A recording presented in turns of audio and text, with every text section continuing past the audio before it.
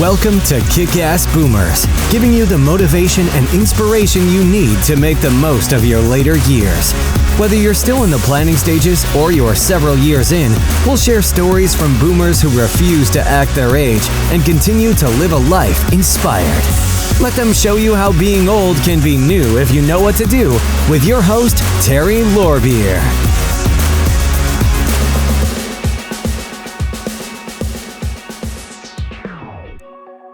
Hello, and welcome to Kickass Boomers. My guest today is Edie Clarke. Edie is a remote video producer and video marketing strategist who helps entrepreneurs use video to enhance their online presence by turning their expertise into YouTube videos. She simplifies the video production process and helps them use YouTube to reach their target audiences. Overall, her approach empowers entrepreneurs to take control of their online presence through video. Welcome, Edie. How are you today? Thank you so much, Terry. I am doing great on a Tuesday. I'm happy to be here. Good, me too. And video is an important topic because I think a lot of people shy away from it, especially boomers. We're kind of afraid of video. So tell us your story, how you got involved with video and video marketing. Tell us that first, and then we'll get more into how you help people. Oh, perfect. I got involved in video a long time ago when I was a teenager. That was my first introduction to video. I wanted to work in the entertainment industry in some way, shape, or form. I was obsessed with television production. I ended up working at a TV station in the location where I grew up, which is in the Virgin Islands. And from there, I ended up doing a wide variety of different types of jobs. From that TV station, I worked in casting for a bit, and then I ended up working in post-production as a first video librarian, and then eventually branched out and did some other things with post-production. The one job that I did always like was editing. And I then eventually ended up moving after I left the Virgin Islands, I came up to New York, and then I eventually moved to California, where I worked as an assistant to a producer director. I worked for a film company. I freelanced a lot doing production coordinating work. And then when I came back to New York, I decided that I wanted to create a business for myself, but I didn't really know exactly what aspect I wanted to work in. And so after dabbling around for a number of years, I ended up hiring a coach who basically said, you could be a video virtual assistant and you could help your clients edit their videos. So I was like, oh, okay, so I'll try that. YouTube was not on my radar. I did not know anything about video marketing or even YouTube. And I had to learn it through trial and error, through making mistakes, through being uncomfortable, being in front of the camera and all of that kind of stuff. Right. And then eventually I sort of fine-tuned my business specifically to work with service-based entrepreneurs like coaches, authors, speakers, anybody that provides a service, and helping them become subject matter experts using video, but in particular using really simple and easy tools so that they could easily create the content for themselves and for their business. Wow. So why do you think video is so important today for businesses? Number one, everybody's using it now. When I first started, it wasn't as well used for businesses as it is today. And it doesn't matter what size business. The businesses that were using it 10 years ago were brands. They were huge companies that had a lot of money. And then eventually it started to trickle down to small businesses and then solopreneurs. But it's absolutely vital because it is the best medium to use in order to grab the attention of your ideal audience. We, unfortunately, as humans, don't have very long attention spans. In fact, I think we're shorter than a goldfish. It keeps going down lower and lower. It's going to keep going lower and lower. Right. So the best and fastest way to grab somebody's attention is through a really dynamic visual. And even though images fall into that, moving images are even more important. Mhm. And it can, as you're scrolling, stop someone and then they're like, oh, what's that video about? And they look at it, listen to it, and that definitely grabs their attention. But the other thing, and the most important thing that I want people to understand about YouTube, is that because YouTube is obviously owned by Google, if anybody didn't know that, it therefore is the second largest search engine. And so I know I can speak for myself. Whenever there is a problem and I want to find a solution, I'm heading to the internet, whether it's directly on Google or on YouTube, and I'm typing in, how do I fill in the blank? Absolutely. Everybody is doing that.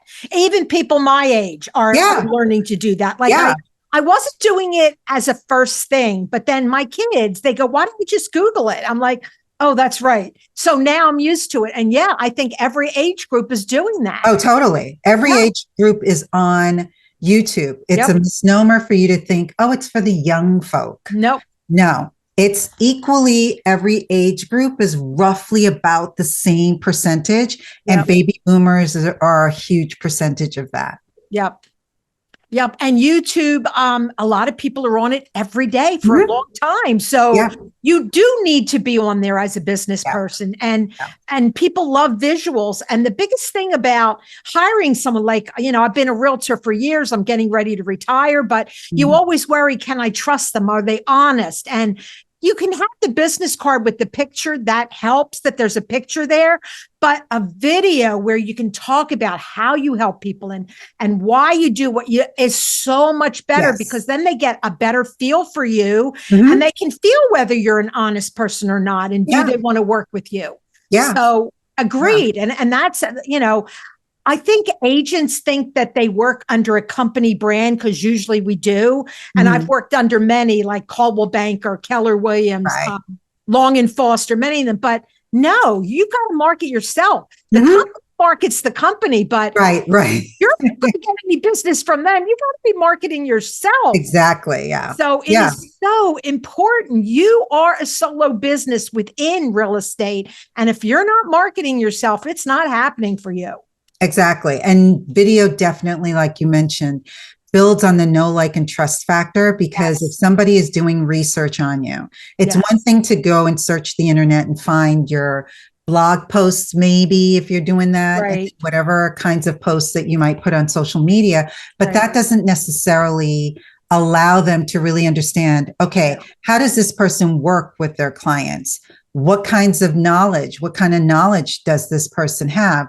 Unless they actually come upon videos where you're divulging that information. You're sharing not only the types of information that you're giving advice on for new home buyers, what should they look for, things like that, but then also if you're using videos to share your testimonials and the experience that other people have had working with you, if you're doing walkthroughs on your, for an open house, or if it's a new listing that you have, all of that just endears you to the person that's watching. And I can't tell you the amount of times people who become my clients would be like, I can't believe I was watching your videos and now I'm talking to you. And it's sort of like, it makes them recognize that you're human and that whatever you're conveying on that video, you're going to be able to convey to them in real life as well. So it really goes a long way in building that know, like, and trust. And it's vital. And it does not matter who you are, what your niche is, what your age is, or even how you look. I had a client or a prospect on a call yesterday, and she was like, well, I'm not as pretty as that person, or I'm not as young as so-and-so. I'm like, who cares? Doesn't matter. Your target audience does not care. They want the knowledge, and they want to know that they can trust you with whatever it is that they want to give to you. So even some young people feel like they might trust an older person more because of their experience. They might say, I don't want that young realtor. What has she been through? What problems has she encountered? I want the older one who's experienced it and knows how to handle it, because it's all about handling problems as they come up. Because I don't care whether you're working with a buyer or seller, things pop up. And over the years, things popped up that never popped up before. Now, all of a sudden, you're dealing with the problem you never, ever had. But the more experience you have dealing with other problems, the easier you can handle it. So it is important. The other thing, I think, I interview a lot of authors, and I think authors think that they just write their book and put it on Amazon and it's going to sell. Right. No. Right. No. Right.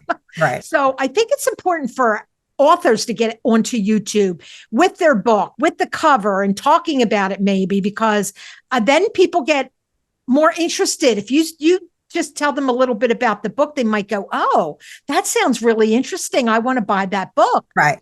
Yeah. You can't just put it on like Amazon. That's not going to work. Exactly. And I actually did a presentation on Saturday for the Independent Publishers of New England conference. They had their 12th annual conference over the Friday and Saturday. And I spoke on Saturday on that very topic about authors using video and the power of gaining reach and impact by using video. And a lot of authors today, more so than 10 years ago, are definitely open to using trailers.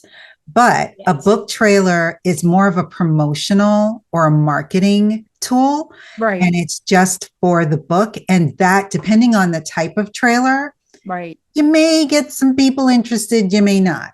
I see a trailer definitely something that you can use in video format on social media. But when it comes to YouTube, YouTube has opened up the door for a lot of opportunities for creative thinking authors to use it in a wide variety of different ways. So you can either share your methodology on how you write, how you came up with the concept for this book. What were your thought processes? I mean, you don't have to divulge every minute detail, especially if you feel that it's proprietary, but your fans are not only people that just want to read your book, but they also want to emulate you in some way, shape, or form in terms of maybe they want to be a writer as well.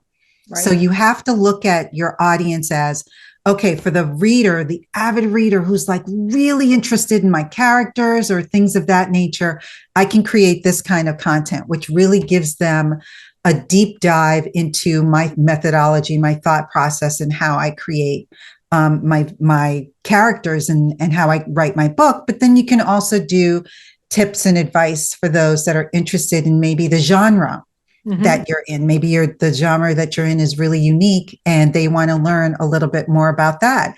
I did, in my research for this, I looked at a number of fairly popular authors that are on YouTube, and they ran the gamut from offering tips and advice and sort of teaching and educational and informational to showing off their personality, showing off whatever it is that's unique about them. Maybe it is something that is transferred into the book, but definitely you get to know on their YouTube channel that this person's really hysterically funny, or they're really sarcastic, or they're really whatever. Right. And then the other method that I saw that was unique was this person sort of brought you behind the scenes in understanding how they came about the ideas for their stories with a read along. And so for 10 weeks, I'm presuming it was a 10-chapter book, she did a read along each week on a different chapter. And she had a lot of notes in her book. She had, was annotating and explaining what her methodology was. And at the end of the 10 weeks, she was going to give away that book that had all of her notes written in it as a contest. Nice. And it wasn't someone that was a slave to YouTube, meaning that they were constantly posting every week or every couple of days or anything like that. Right. This read along, I think, ended about a month or 6 weeks ago, and she hasn't posted since.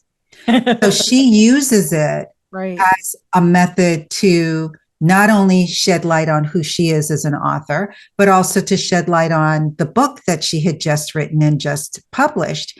And she used it to create community, which I was stunned at, because I didn't think that that would have been a way that an author would have used their YouTube channel, because they'd sooner go to Facebook or wherever it is that you can have a group.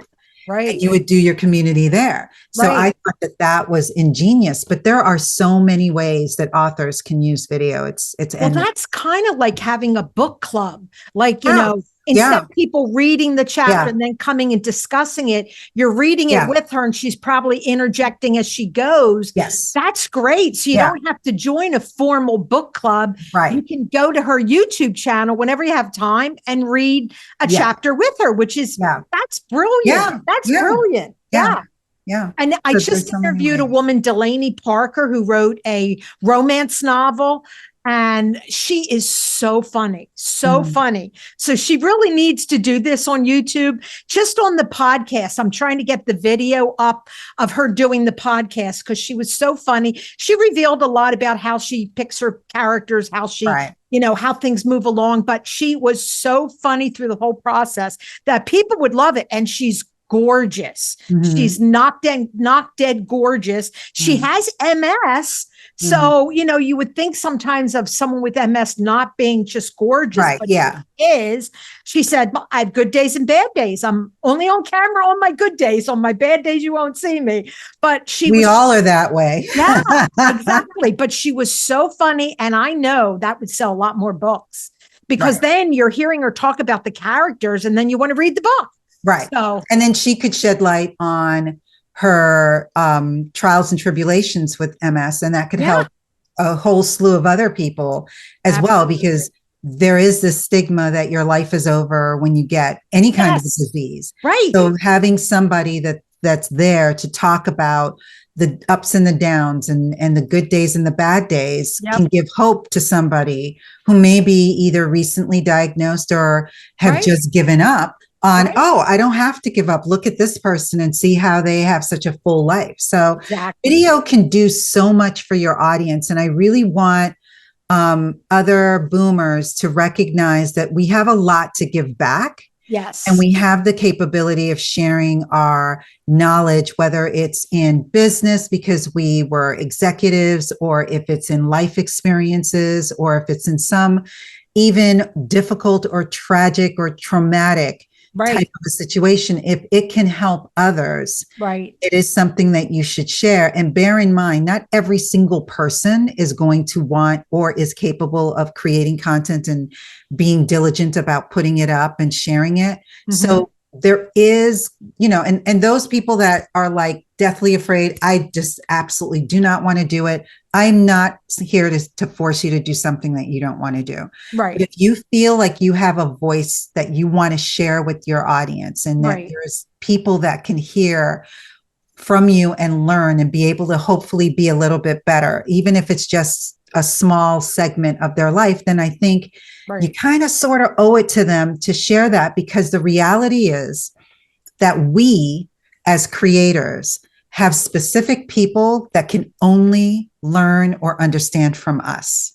Correct. And if we aren't there to share that information, it will either not ever be learned by that person, or it will take them way longer than it needed to.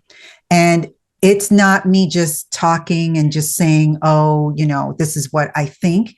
I know that because I didn't believe in myself for a really long time. I didn't think that I was knowledgeable enough. I didn't think that I had content that I could share, because the world that I was in, the niche that I was in, was inundated with a lot of other people that were sharing their knowledge about YouTube, about video marketing, about video creation.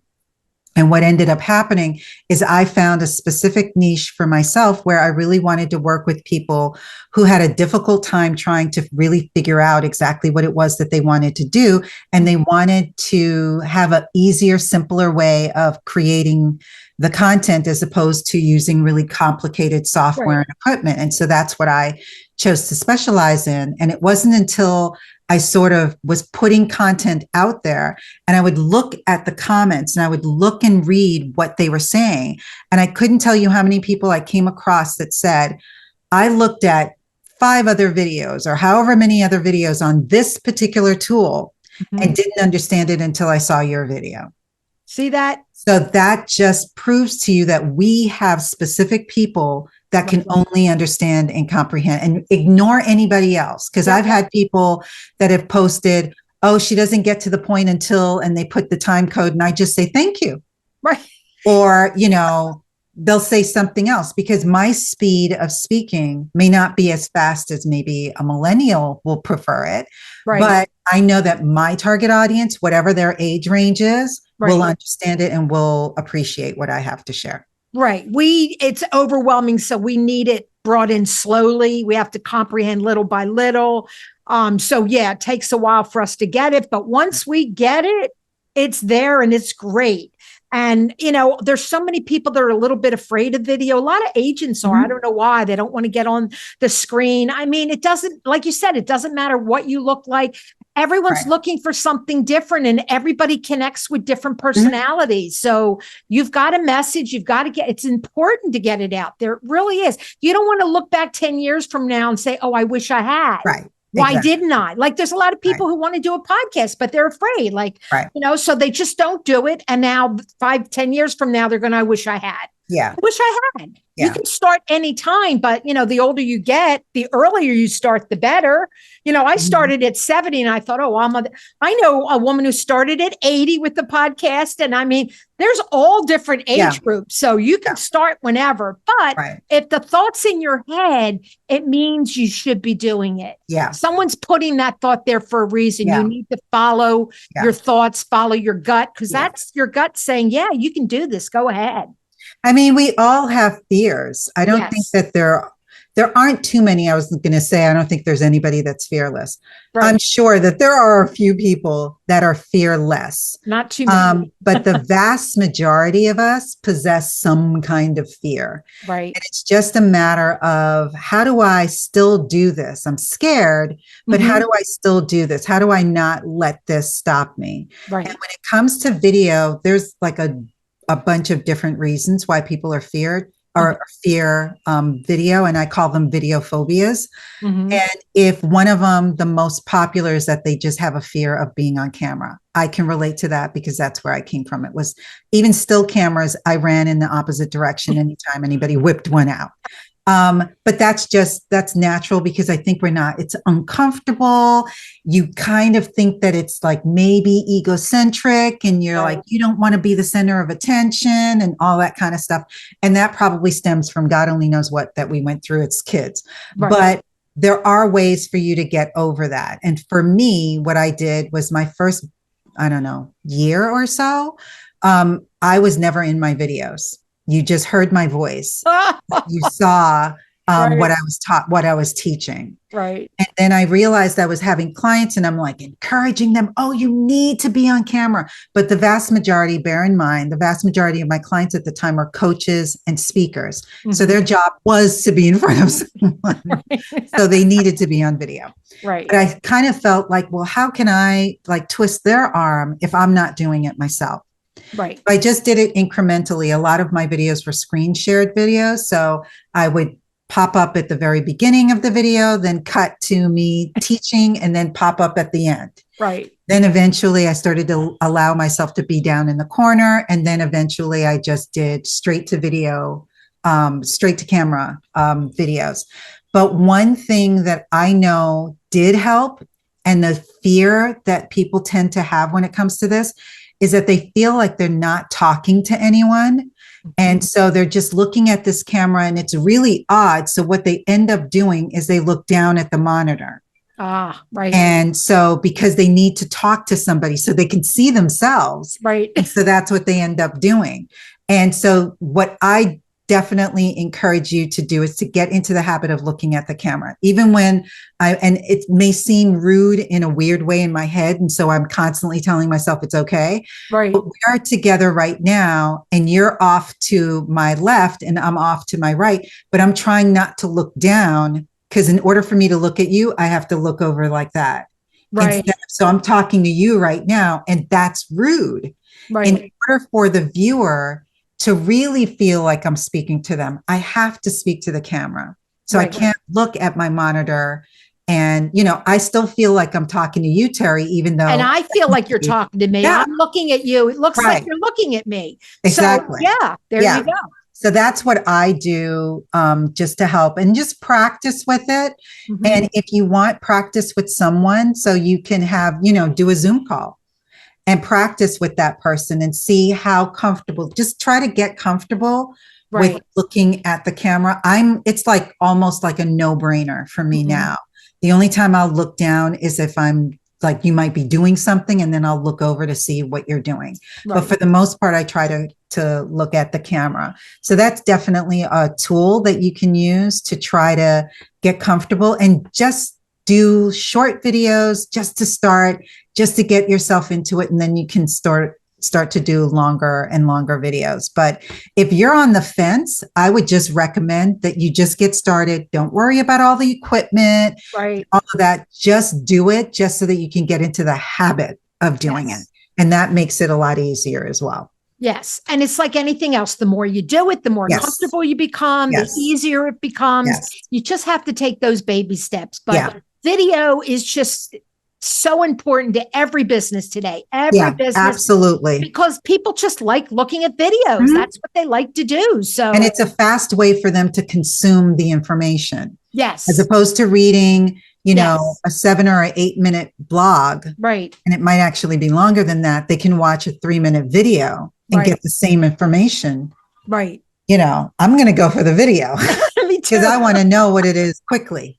Me too. Me too. Yeah. So that just makes sense for most people.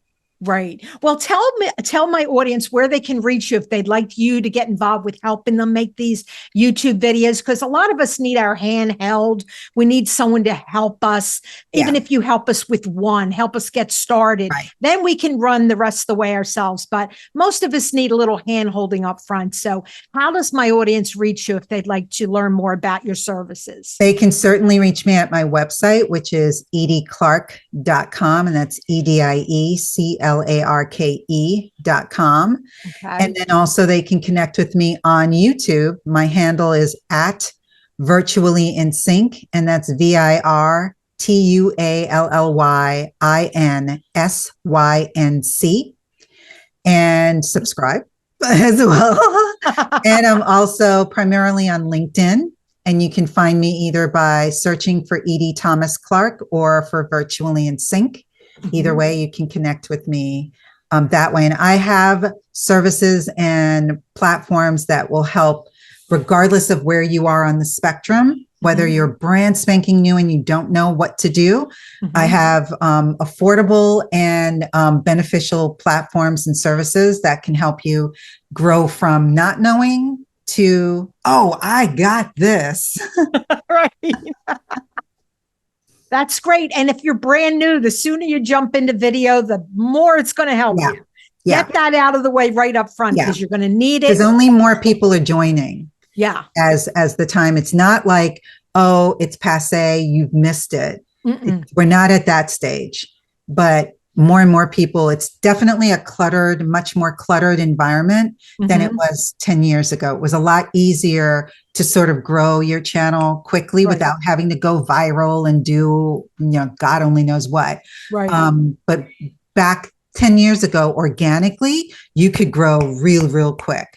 Now it takes a little bit more because the algorithm has changed. It's much more sophisticated. There are different requirements that YouTube is asking. And so it's just a little harder, but it's not impossible. Yeah. And it's worth doing. It's it is. So is there anything else you'd like to share with my boomer audience before we finish up today? Besides just really getting out there, we really need to hear from you. We want to know what is it that you know so that you can share it with your ideal audience that's actually waiting for you. And there's no reason to be afraid of either being on camera or even if you are a technophobe, which is another video phobia. All you need to do is use what you already have. And so everybody pretty much post-COVID has a web camera, and everybody, for the most part, has a smartphone. So those are two very good video cameras that you can use. There's a little bit of additional equipment that you might need, but just to start, I would take my phone, even if it's just, say, for example, a short, or if you're on TikTok, because there's a lot of boomers that are gravitating to TikTok as well. And just do a 1-minute video holding that phone. Just talk to the camera and just keep practicing. You don't have to post it right away, but keep practicing. So use what you already have. and just try to get better, get more comfortable. And that's when I say better, it's you're getting more comfortable. Right. And with comfort becomes you getting better. It turns into you becoming a much better video creator. So just don't let anything stop you. That's good advice, because there's so many people out. There's a lot of boomers out there. They're coaches. They're starting their own business. They're doing a lot of different things, but grief counselors, but video can help you do that better. So it will help you get your message out faster and better. So definitely, I would say go for the video. Absolutely. And this is another perk about video is that you can also, you never know what's going to happen, because obviously I tell and teach my audience how to use video as a marketing tool. So it's a way for you to get exposure, to be seen as a subject matter expert, and to hopefully get clients that way for whatever business or services that it is that you're offering. But if you're an author, if you're a coach, even if you are a speaker, you can use video to get hired as a speaker. And because either based on the subject matter, the way that you carry yourself, the knowledge base that you have with regards to that. So you can find, and you'd be surprised, because there are YouTubers that are probably in the silent generation, not boomers, that are really doing well quickly on YouTube. Wow. And it's because of some skill or talent or wealth of knowledge that they have, that this is happening. So you don't really know what is in store for you unless you actually try it. Absolutely. So and you can't give up. You can't give up, because if you try it and after a month, things aren't going in whatever way it is that you think they should go, that doesn't mean that you should quit. You have to keep persevering, because consistency is key on YouTube, and consistent doesn't need to be every day or every week. It is whatever's consistent for you. Right. So true. Such great advice. I really appreciate having you on today. You really shared a lot with my audience. I hope they now have it that video is key. Jump in and do more video, because it's really extremely important, especially for coaches trying to build up. Coaching is so difficult to build an audience with. So video will help you. Authors, it's hard to sell those books. Video can help you.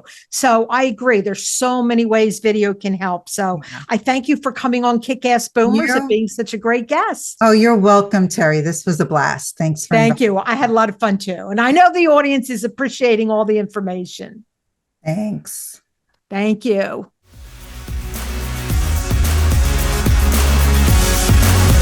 We appreciate you joining us for this episode of Kickass Boomers. For more information on today's guest, along with the show notes and other inspiring resources, buzz on over to kickassboomers.com. And don't forget to join our Kickass community on Facebook or LinkedIn to continue the conversation. Be bold, not old. Looking to take your podcast to the next level with video? Are you looking to develop a podcast but don't know where to start? From recording and editing to final distribution and marketing, we can help every step of the way to make your podcast stand out and get the results it deserves.